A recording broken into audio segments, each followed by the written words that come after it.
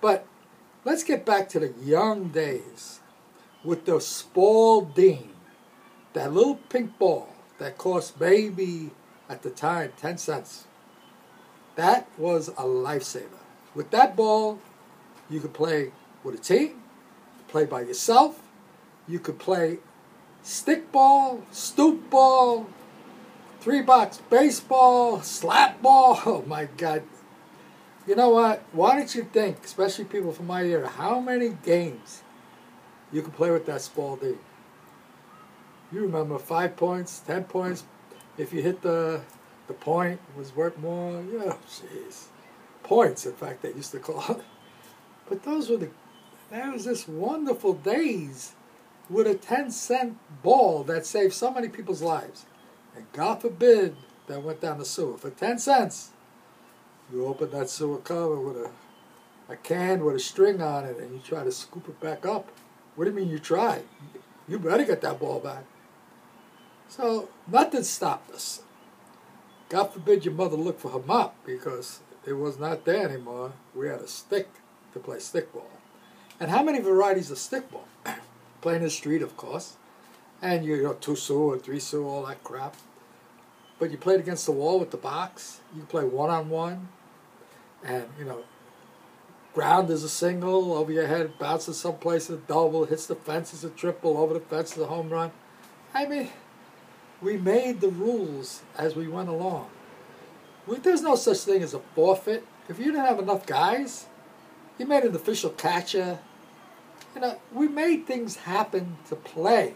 Today, if you don't have enough, if you only came with 8 guys and you want to play a baseball game, forfeit. Well, give them somebody to play. You want to play the game. I mean, I actually walked out of a Little League game, first Little League game I ever saw in my whole life. My nephew was in it. And the kid gets up at the plate. Not my nephew, but one of the kids gets up. Strike 1. And he looks at his father. What the hell? Strike 2. He didn't take the bat off his shoulder. Ball. He was so excited. He wanted to walk. Because at that age, half the kids can't get it over the plate, so he wanted to walk. Is that the way it's played? When I coached, if it was close, you hit it. I don't care. You hit the ball if it was close. I don't want no walks. You learn how to hit by walking? No, give me a break.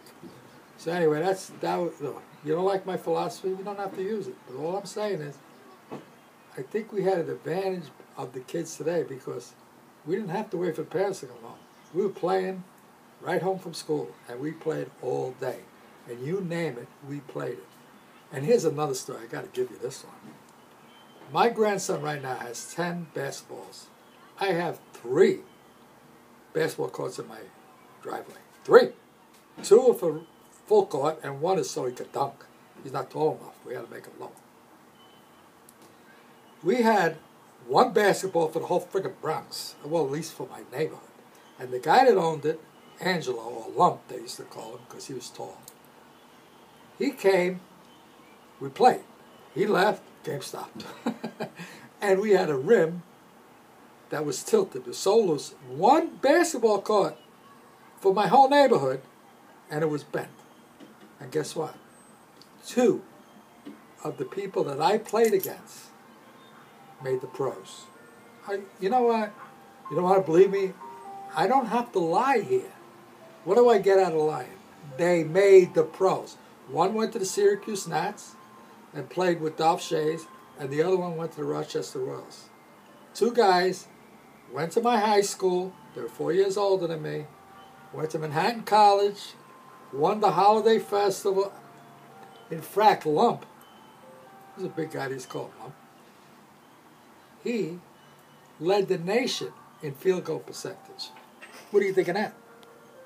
Now, these are stories that I'm going to tell you about, the guys, the games, and that's where we're going to go with that. And I got a low battery, so I got to make this brief. Oh, the door closed on me. So anyway, that's part of it. The games we played, the guys, all the guys, you're going to enjoy.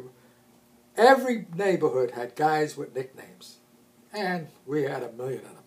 You know, Joe Black and Danny the Dip, Stroop, Tiny J, Count Dracula. Oh, Maran, everybody had a name.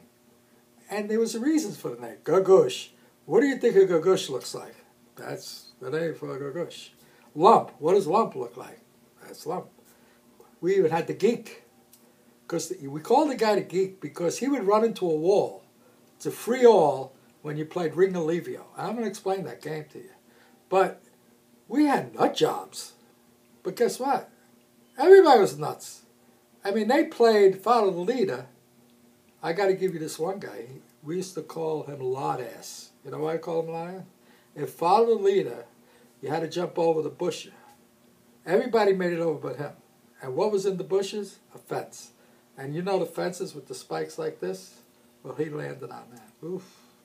So he ended up in the hospital. That's why after he came out, he walked a little funny. Lot Ass. So, I mean, he was a good athlete. He played third base. He's terrific. But he walked kind of funny ever since that one time. So we used to play Follow the Leader. The guy used to jump on a truck. Everybody had to follow jumping. But my brother always was last. He says, you know what, I'll be last. He was smart. I got to tell you, my brother, #1 in every school he went to. #1. And you can check it out. Connell Hayes, Fordham, he won 16 fellowships. That was my brother.